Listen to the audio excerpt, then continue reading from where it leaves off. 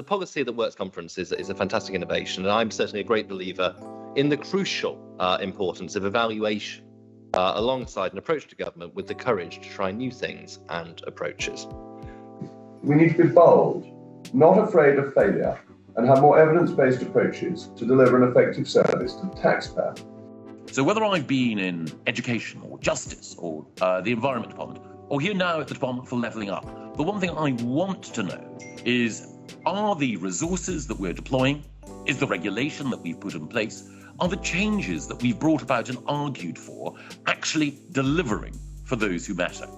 We must find out what works and what does not work. Not only what works overall, but what works for whom, where and why.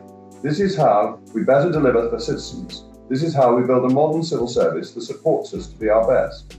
The starting point, I think, needs to be accepting that we don't know and being comfortable with the fact that our starting point is actually very often one that contains big gaps in knowledge.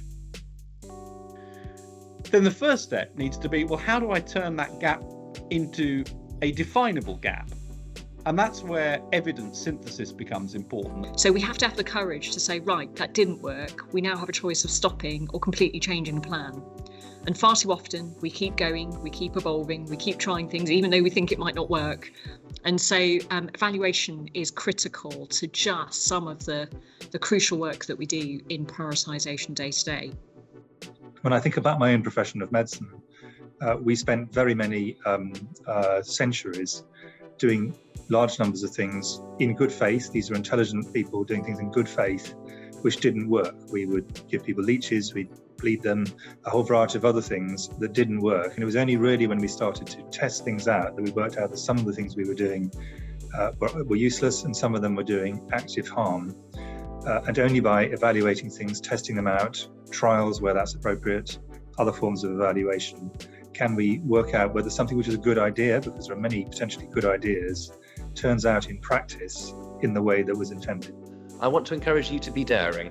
Part and parcel of evaluation and experimentation is imagination, creativity and innovation. I think those are all things which I know the civil service wants to deliver. We are all doing the jobs that we do because we want to make people's lives better. And that does obviously mean that we don't always just do the same things as we've always done before.